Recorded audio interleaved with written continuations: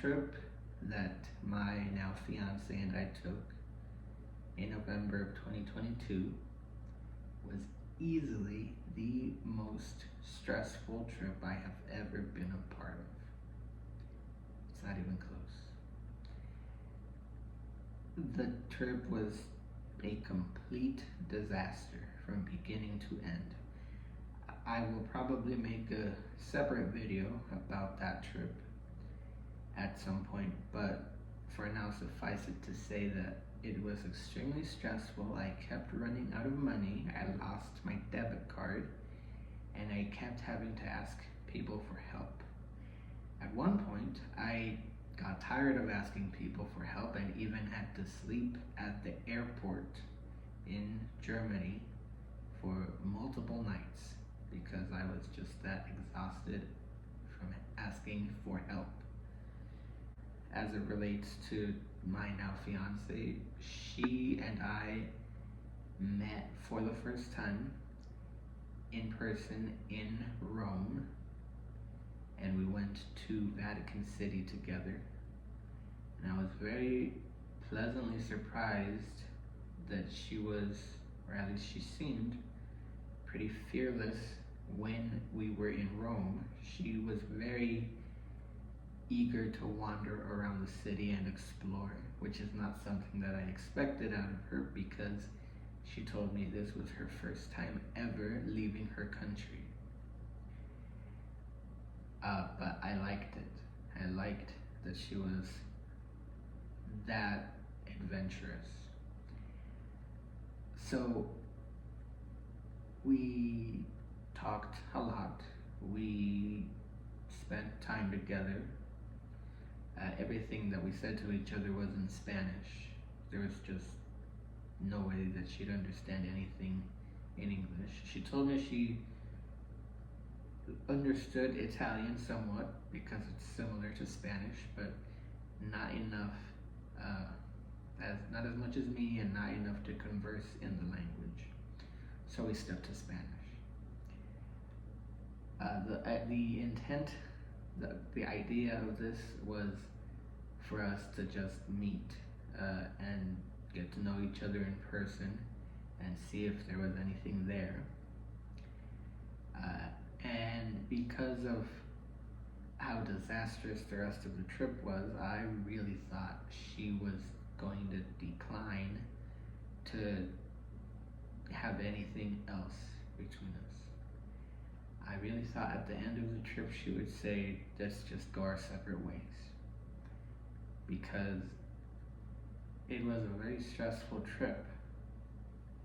And I figured she would notice that, and I figured she would have a bad impression. But it wasn't all bad. Because we had, we explored Rome and we explored Vatican City. And then we made our way to Paris and we explored Paris.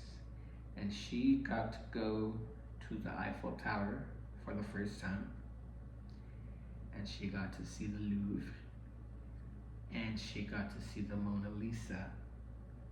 And if you don't know, the Louvre is a real palace of a former French king that was turned into a museum.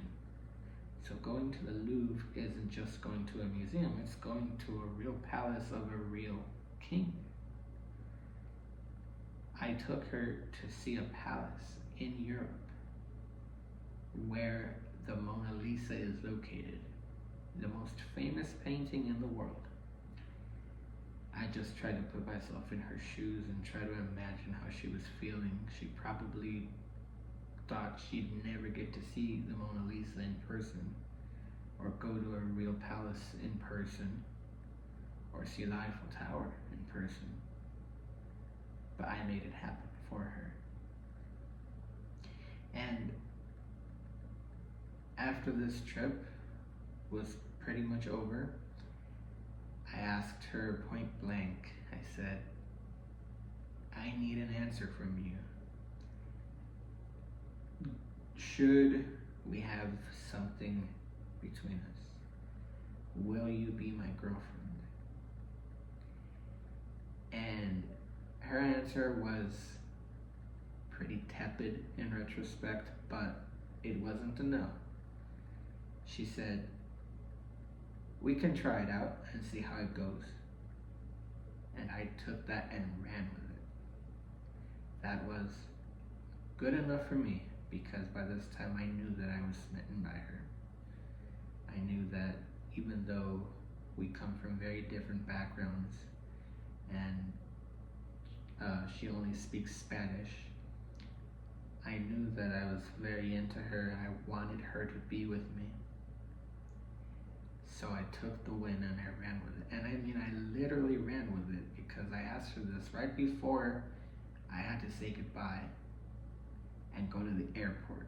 So when she said, we can see how it goes, I thanked her and I hugged her and I wished her well on her way back to her country, and then headed for the airport myself.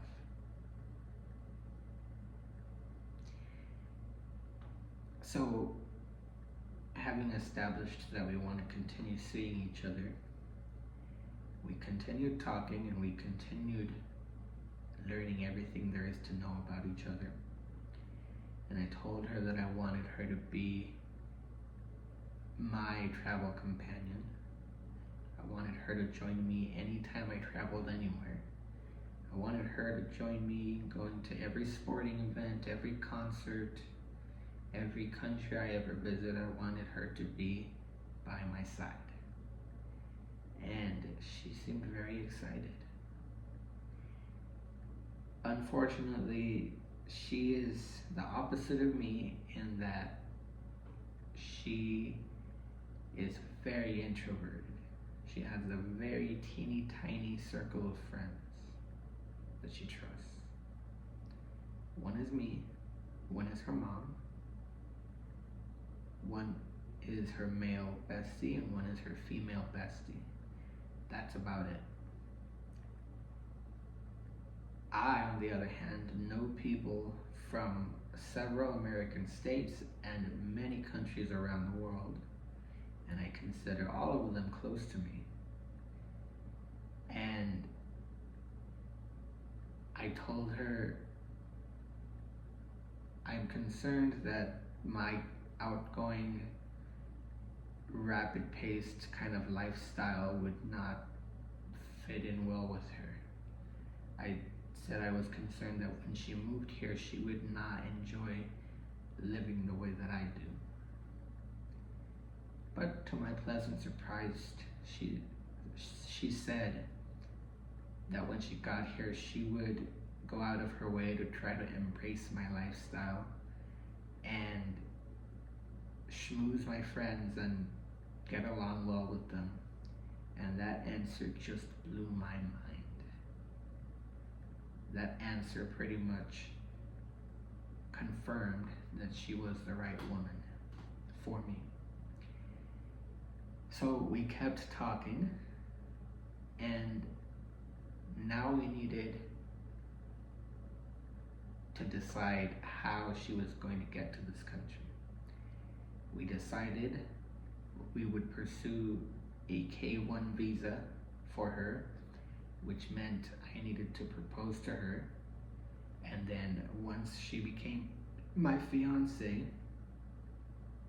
I needed to file the paperwork and pay the fees and make it happen so she could go to her visa interview and then get her visa and come to the United States. And the first step, obviously, I needed to propose to her, so I started seriously thinking about how it's going to happen and when and where. And it so didn't happen as I imagined, but still it happened, and it has yet to fully sink in that it happened.